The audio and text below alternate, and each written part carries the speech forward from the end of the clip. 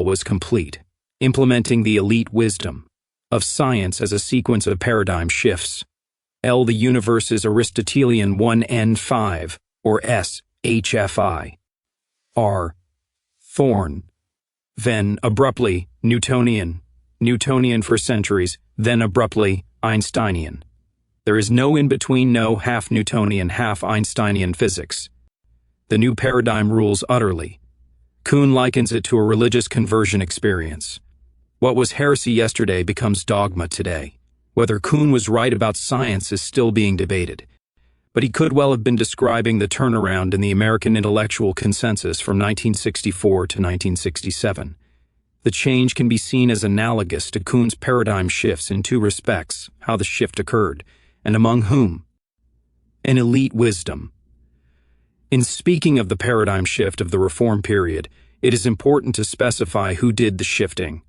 The mid and late 1960s did not see a generous revolution, in American opinion. The analogy to the Reform period in the 60s is not the New Deal, which enjoyed broad, often enthusiastic public support. Rather, the 1964 to 67 Reform period reminded Daniel Patrick Moynihan of the English suffrage reform of 1867. Most especially in the degree to which neither was the result of any great popular agitation on behalf of the measures that were eventually adopted. For the blue-collar and white-collar electorate, not much changed.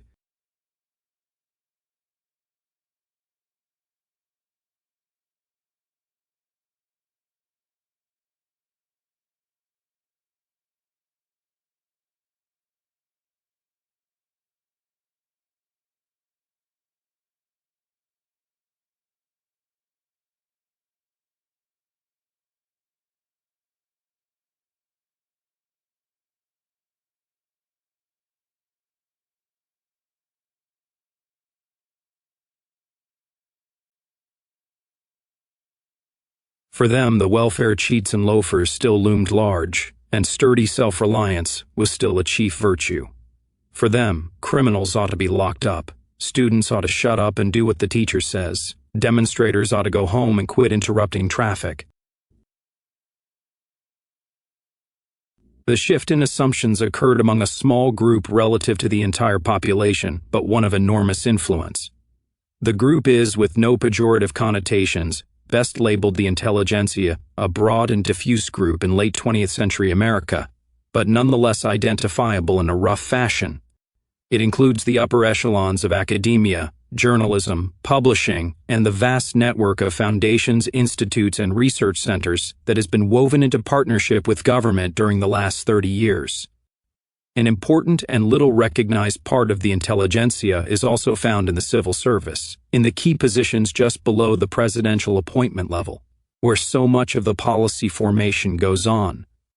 Politicians and members of the judiciary and bankers and businessmen and lawyers and doctors may be members of the intelligentsia as well, though not all are.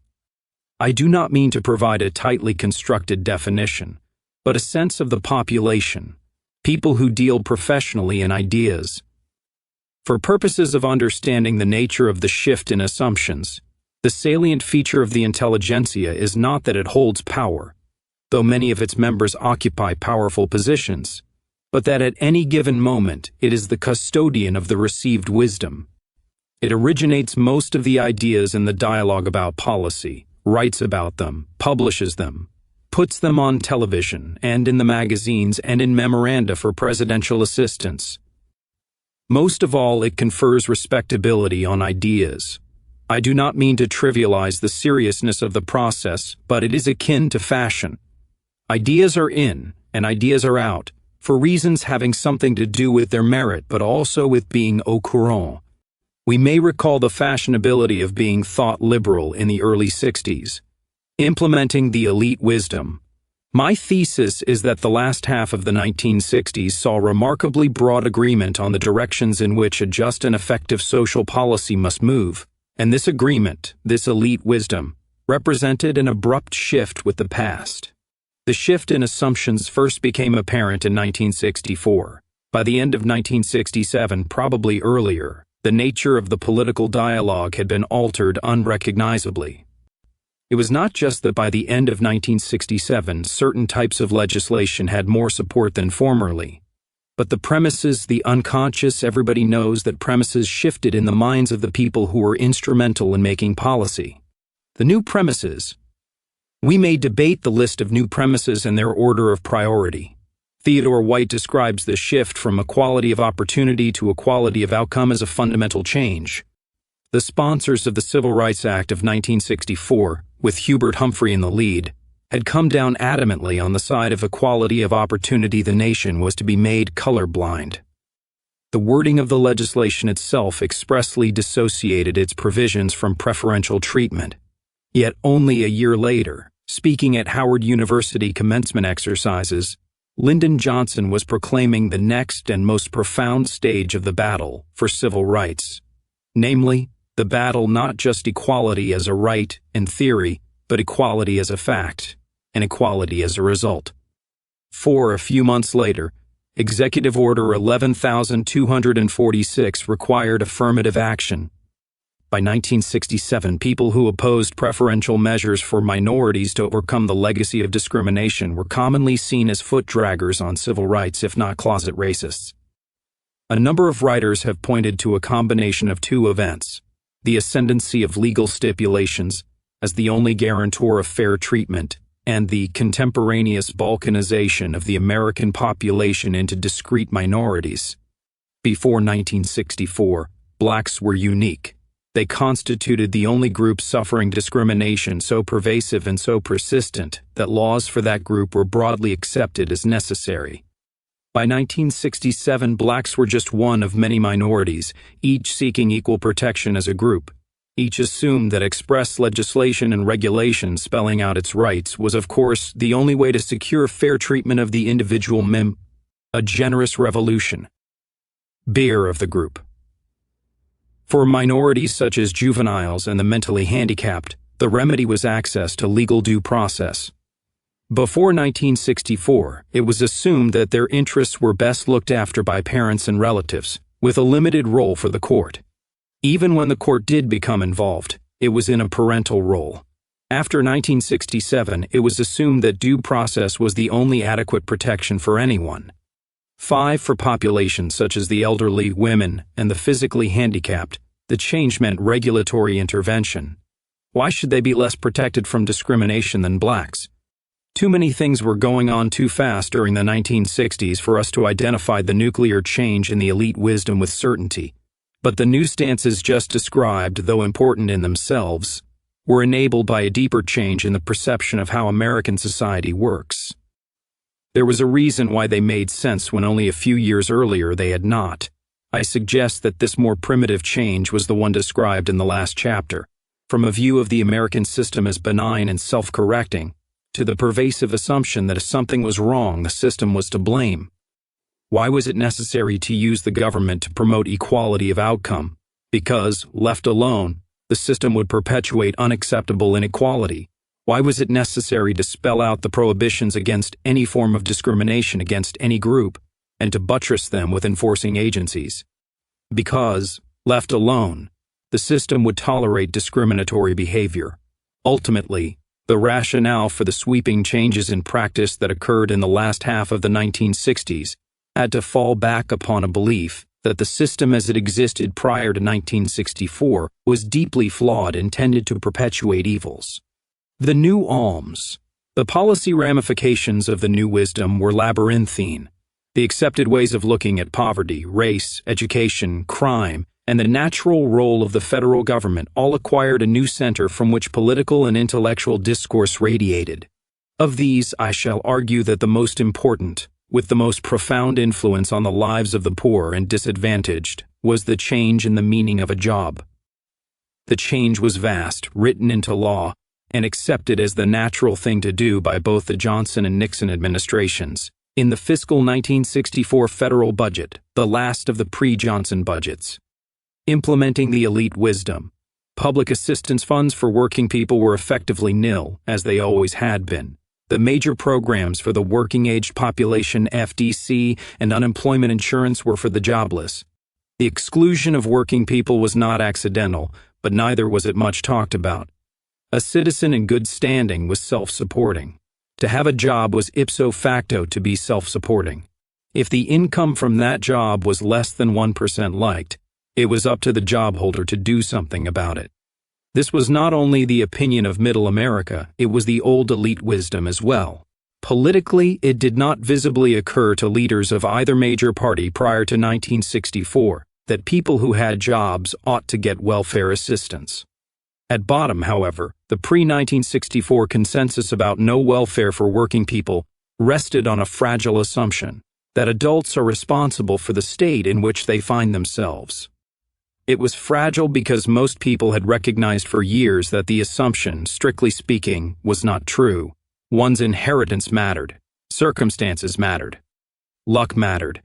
Because it was not true, a second assumption was needed to buttress it. All things considered, the system was doing all that it properly could by trying to provide equal opportunity.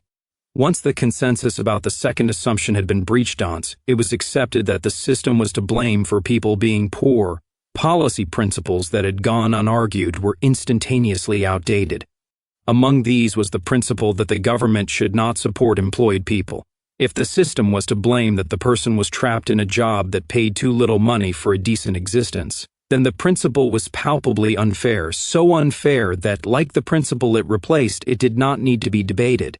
This was the conversion aspect of the paradigm shift. Before 1964, we did not debate welfare for working people because the reasons against it were so self-evident. After 1967, we did not debate the issue because the reasons in favor of it were so self-evident. There was no great debate in the interim, no moment at which the nation could observe itself changing its national policy. The change happened unannounced. The thematic congressional debate after the mid-1960s was not whether to include the working poor in new programs, but the conditions under which they would be included. Richard Nixon, always a pugnacious critic of welfare, exemplified the breadth of the new consensus. Nixon had lambasted the Great Society during the 1968 campaign. His administration promptly set about dismantling its appurtenances, but it was Nixon who, only 6 years after the first anti-poverty bill, introduced the family assistance, a generous revolution plan, a form of negative income tax, so that if the government would recognize that it has not less of an obligation to the working poor than to the non-working poor. 1 degree Fahrenheit 6. Congress rejected the FAP for reasons that have been told in fascinating detail elsewhere. But supplemental security income and expansions of food stamps, public housing, Social Security, and other forms of welfare for working people were passed by the same Congresses that debated the FAP. Hardly anyone except the most obdurate reactionaries opposed such programs in principle. Hardly anyone argued that it was fundamentally wrong to take tax dollars from one worker whose paycheck the government had decided was too large and give them to another worker whose paycheck the government had decided was too small. 10 years earlier, hardly anyone would have argued that it was right. The reforms, the shift in policy toward poverty, welfare, and the working poor was paralleled by policy changes in education, law enforcement, and social services that we will be reviewing in subsequent chapters.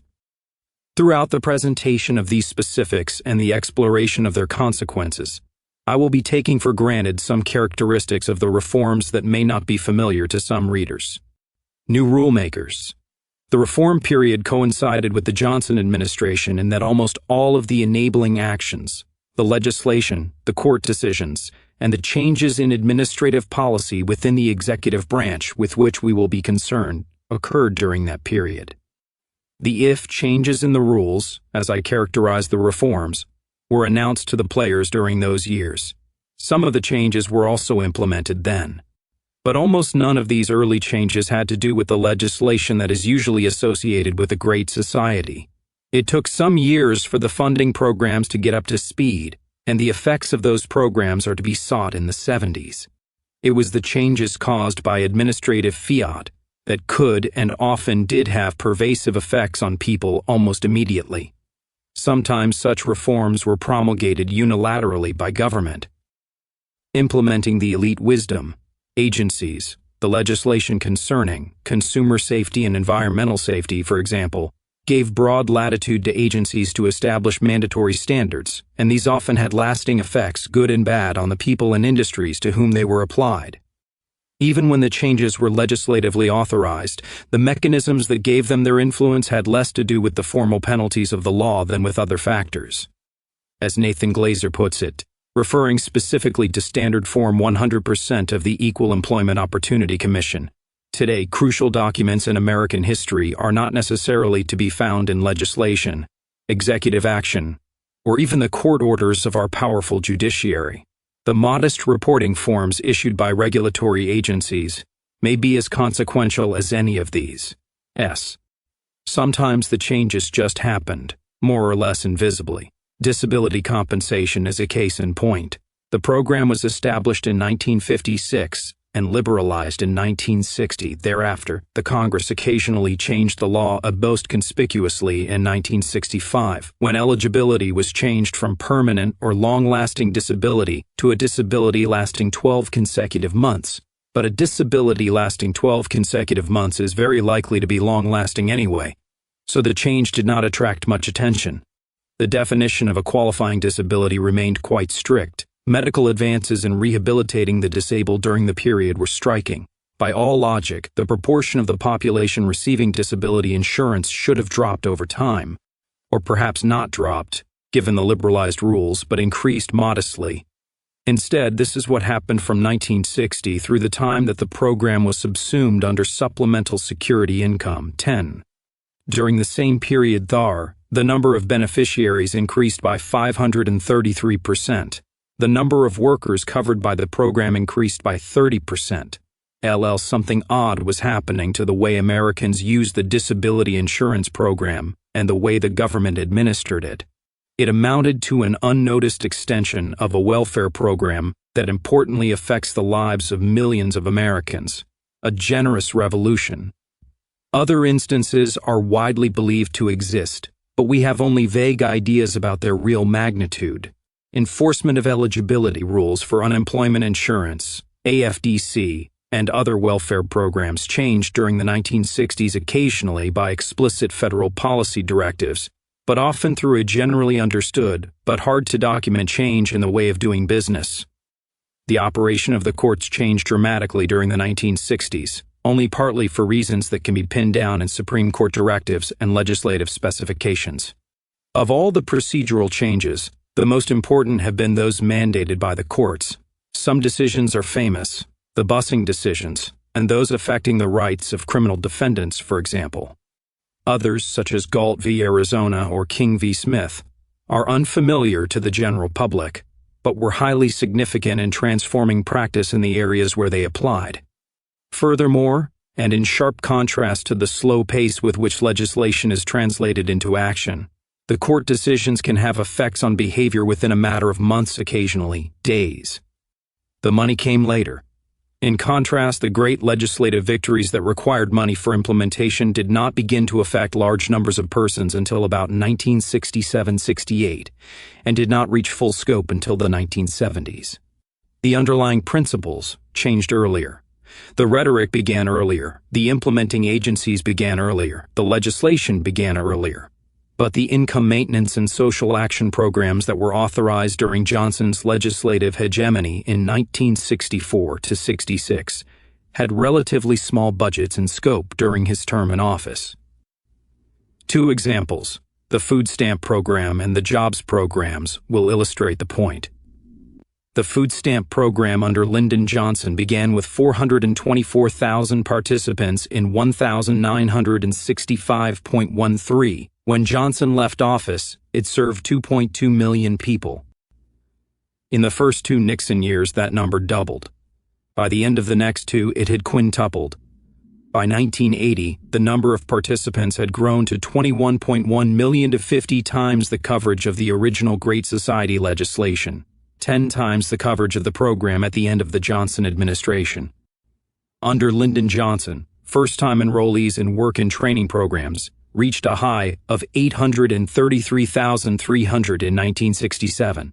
Under the Comprehensive Employment and Training Act passed in 1973, annual first-time enrollments ranged between a low of 1.9 million and a high of 4 million. Implementing the elite wisdom. In terms of real expenditures on social programs, the Johnson years were more like the Kennedy and Eisenhower years than they were like the Nixon, Ford, or Carter years. To illustrate this, consider the public aid category of the federal budget. 15. Using constant $1980 as the basis of comparison, we find that during the 5 Johnson years, the federal government spent a total of $66.2 billion on public aid. This was $30 billion more than was spent during the 5 preceding years, a major increase. But in the 5 years immediately after Johnson, public aid spending rose by $80 billion.